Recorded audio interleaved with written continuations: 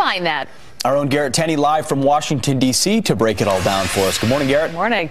Hey, good morning, y'all. You know, even within the intelligence community, there is still a lot of disagreement exactly over who it was that was hacked and why. But the Washington Post is now reporting that the CIA has concluded in a secret assessment that Russia intervened in the election to help Donald Trump win the race. The agency shared its conclusions with key senators in a closed-door briefing last week, according to the Post, and one key piece of evidence that led them to that conclusion was the findings that the Republican National Committee was also hacked, but never had any of its emails made public. Now, the RNC has consistently said its networks were never compromised, so there was nothing to be leaked. And throughout the campaign and again yesterday, President-elect Donald Trump has dismissed the intelligence community's findings that Russia is responsible for these cyber attacks. In a statement, his transition team went right after the intelligence community, saying, "These are the same people that said Saddam Hussein had weapons of mass destruction. The election ended a long time ago in one of the biggest electoral college victories in history. It's now time to move on and make America great again." All of this comes after the White House announced yesterday that President Obama has ordered a full review of the hacking that took place in the election, which he wants completed before he leaves office. Republicans are criticizing that move, though, saying the White House is simply trying to give some political cover to Hillary Clinton for losing the race, an assertion the administration denies. This is not an effort to challenge the outcome of the election. So we're not calling into question the election results. We are taking seriously our responsibility to protect the integrity of those elections. Now, the White House went on to say that this review will extend beyond this past election to look at cyber attacks on the U.S.'s political system as a whole, and it says it wants to have that report ready for the next administration to be able to take action. Back to y'all. All right, thank you, Garrett. We were talking about this earlier this morning, and I do think there is a general concern, regardless of where you fall politically, about hacking and about what Russia can do in terms of getting into our systems and our emails and everything else. This time it was Democrats, but who knows? In 4 years, it could be Republicans. This is something that affects everyone across the board. Or it could be national security. Forget, looking at DNC emails or RNC emails. Who cares? Looking at national security emails, or looking at the CIA itself. There are so many dedicated professionals at the CIA and elsewhere, so you never want to impugn the motives. But at the same time, we have seen politicized departments and politicized processes from the Obama administration. So, and it's not as if all the intelligence assessments in the Washington Post piece, it goes on to point out that not everyone agreed with these assessments, and there's no direct evidence that it was directed by the Kremlin, even though we know they've got tentacles all over the place. But still, bad no matter what. You don't want them attempting to interfere, and clearly they tried at many levels. I also do think there's some people that just do not want to accept the election results, and so they'll use any opportunity to point fingers of blame wherever that is. All right. Coming up, this illegal immigrant deported 8 times, now wanted for a deadly hit and run. But some in California want the entire state to become a sanctuary state. The daughter of our next guest was killed by an illegal, and his message for the Golden State is next. Sanctuary state. Okay. And Al Gore's inconvenient truth about to get twice as inconvenient. We'll see.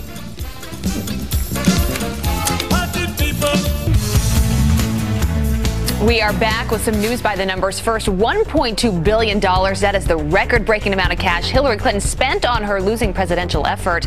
President-elect Trump won, spending about half of that amount. Next, 3%. That is how much stocks rose on Friday. Another record high since the election. Traders remaining optimistic about Mr. Trump's business policies. And finally, 2. That is how many inconvenient truth moves Al Gore will have forced America to sit through come 2017. The follow-up to the 2006 climate change film will premiere at next January's Sundance Film Festival. Clayton. During this campaign, I had a chance to meet the amazing families of the Remembrance Project, parents whose children were killed by illegal immigrants. A Trump administration will end this long nightmare of violence. President-elect Donald Trump promising justice for those families who have lost loved ones at the hands of illegal immigrants. And right now, a manhunt is underway for an illegal immigrant. This guy, He was deported a whopping 8 times, suspected in a deadly hit and run earlier this week. All of this news comes as lawmakers push for the entire state of California to become one massive sanctuary city, a sanctuary state.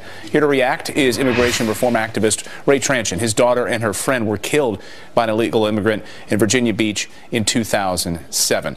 Nice to see you this morning, Ray. We're sorry for your loss. Good morning to you. Thank you. You had a chance to meet the president-elect. Was that part of the Remembrance Project when you met with him? What did he say to you? Well, he was very sympathetic. He promised us that he would end sanctuary cities. He promised us that he would build a wall and stop the flood of illegal immigrants. The joke was that the closer Hillary came to winning the election, there were as many illegals coming over the border as there were gun sales in the United States. And I'm not trying to make a parallel to that, but it was kind of funny. But the bottom line is that he's a very compassionate guy. When you talk to him in person, he looks you in the eye, and when he tells you something, I believe that it's pretty credible. Well, this morning we're learning that Oakland, of course, has asked the governor's office in California to consider, because they already have laws on the books there in Oakland, which bar law enforcement from doing these immigration raids and basically deporting any illegal immigrants. They're asking the governor's office now to make California a sanctuary state. When you heard that, what did you think? Yeah, I think it's a last move of desperation for the open borders, sanctuary city people. I think if you look at the data, probably 70% of the United States do not want sanctuary cities. So I think it's just publicity. It's not going to happen. I think the thing that disturbs me the most, though, is that the district attorney in Los Angeles is not willing to give the Cali gang database to the federal government, and what that is basically is it's the data that they've been accumulating over the past 10 years of gang members. What happened to your daughter, Ray?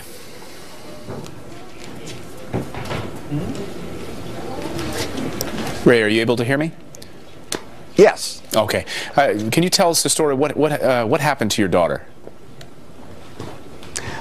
Well, her and her friend were just out, getting a pack of gum at 10 o'clock at night, and she was rear-ended by a young man who was an illegal immigrant who had several other violations in the Tidewater area, and released. He had a fake Florida driver's license. He had absolutely no insurance. He was 3 times the legal limit of alcohol abuse, and the speed limit on the boulevard was 45 miles an hour. The girls were sitting at a stoplight just chatting and listening to the radio, and he hit him from behind at 75 miles an hour and killed him immediately. What would you want people who are supportive of sanctuary cities to know this morning? Well, I would have to say that the real impact is the story that I just told you. It happens every day. They worry more about splitting their families up. They talk a lot about tearing up families, but the people who are victims of illegal immigrant crimes, I can't describe how it tears up our families. I mean, in the case of sanctuary cities, if someone is deported, the families are separated, but ultimately no one dies. Right. In our case, we have funerals, and we never get to see our family again. So I don't see how you can compare the two, and I think the legislatures, the people that are pushing these things, apparently have not been victims of illegal visitor crimes. Well, no one knows that pain quite like you do, Ray. We appreciate you joining us this morning. Thank you so much for sharing your story. Anytime. All right, coming up here on the show, general outrage from the left over some of the president-elect's cabinet picks. 3 generals so far. Is that too many generals? People have been, mired in controversy about the number of generals. But isn't having generals a good thing? Our military panel here to discuss. That's next. And drama behind the scenes of Duck Dynasty. Why 2 producers were just fired and sued.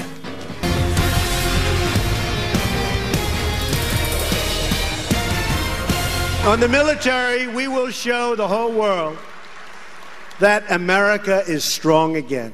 We're going to have the strongest military in the world, the most updated military in the world. We believe in peace through strength. We will, however, get rid of ISIS. I'm sorry, we will get rid of ISIS. ISIS has to go. We will do everything in our power to keep radical, Islamic terrorists the hell out of our country. Strong words from the president-elect and outrage on the left as Donald Trump turns to top military brass for key cabinet roles. The president-elect intends to nominate General John Kelly to lead Homeland Security. 3 generals so far. Is that too many generals? People have been, mired in controversy about the number of generals that Donald Trump seems to be attracted to. I'm getting a lot of heartburn, Wolf, over the fact that he is populating other positions, key positions in the cabinet with other generals. That raises further question about whether there's really going to be civilian leadership. The president-elect so far recruiting 3 retired generals, and he may want as many as 5.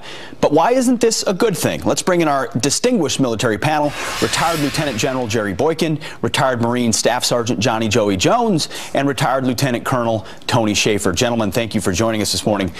General, I'll start with you. 3 generals so far, maybe more. Any reason for concern about the military-civilian oversight?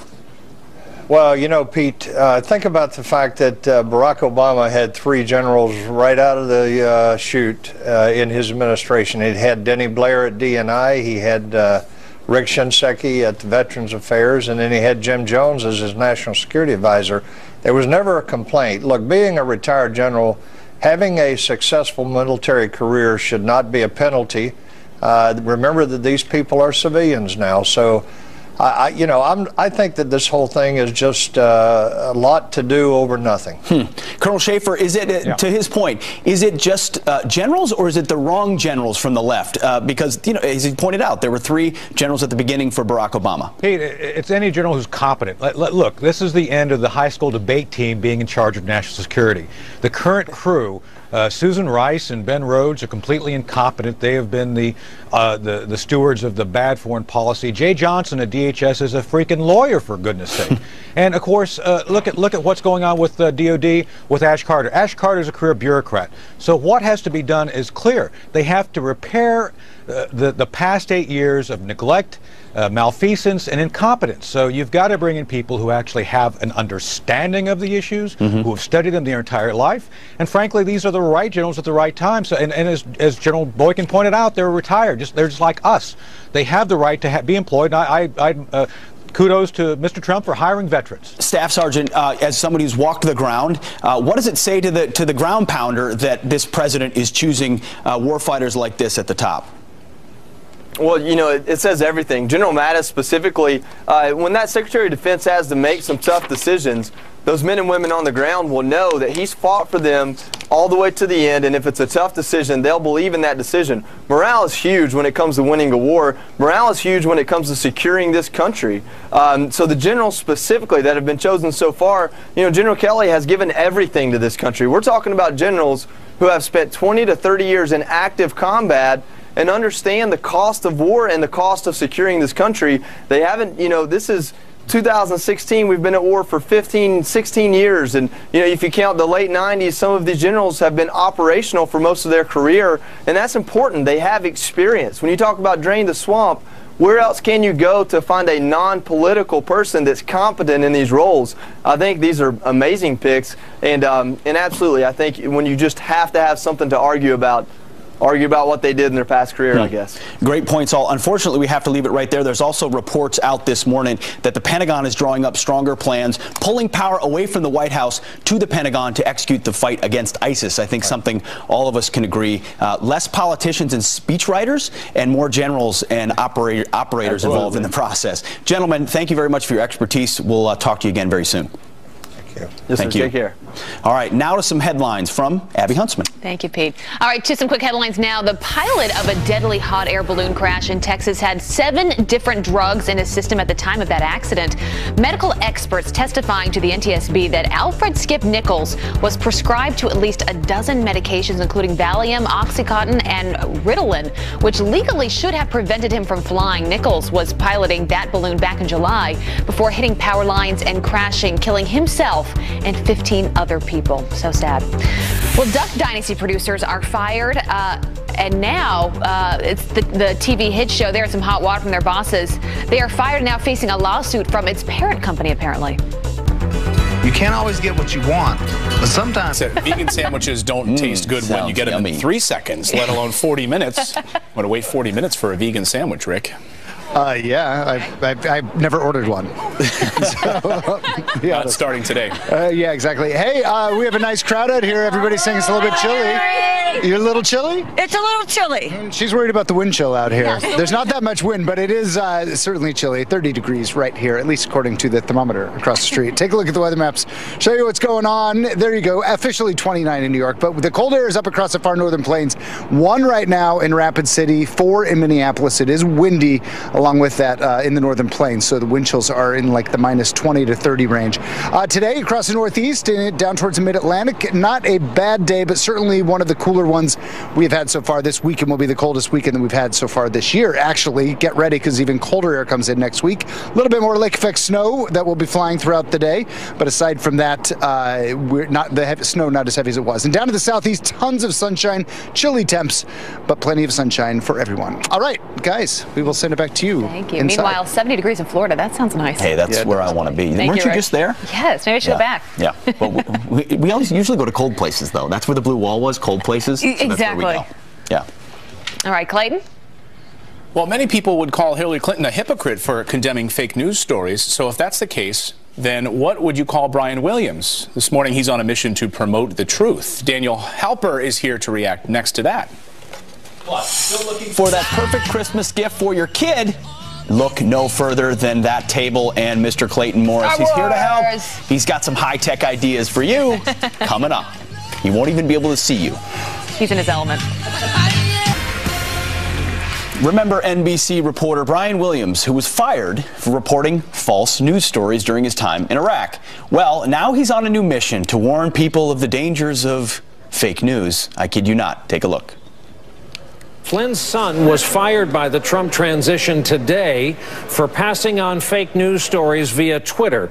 But his dad, the retired Army 3-star general, has passed on some gems himself. Here are a few. Clinton is involved with child sex trafficking and has secretly waged war on the Catholic Church, as well as charges that the president is a jihadi who laundered money for Muslim terrorists.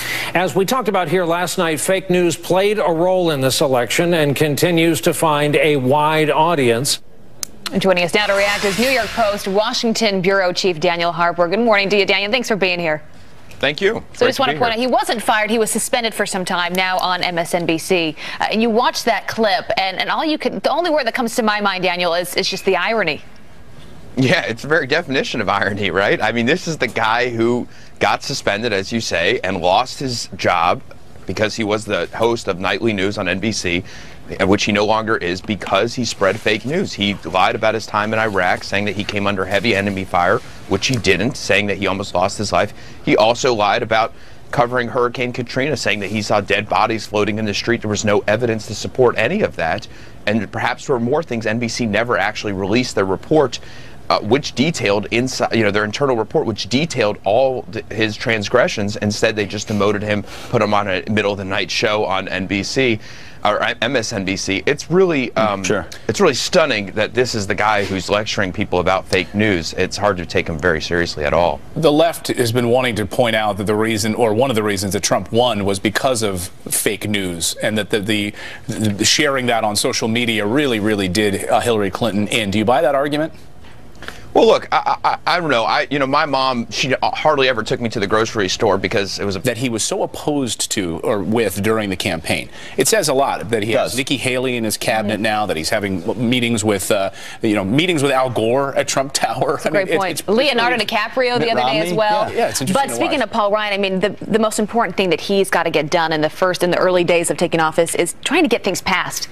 Right. In Congress, like tax reform. That would be huge for him. So you've got to work with Paul Ryan and others. They can't blame Democrats this time. It's all on them now. No, that's a good point. We do have some other headlines to get to. And just minutes ago, President-elect Donald Trump taking to Twitter, responding to reports that he will remain an executive producer on the hit NBC show, The Apprentice, while in the White House. Mr. Trump tweeting this: "I have nothing to do with The Apprentice except for the fact that I have conceived it with Mark B and have a big stake in it. Will devote zero time." Well, reports by CNN that I will be working on The Apprentice during my presidency, even part-time, are ridiculous and untrue.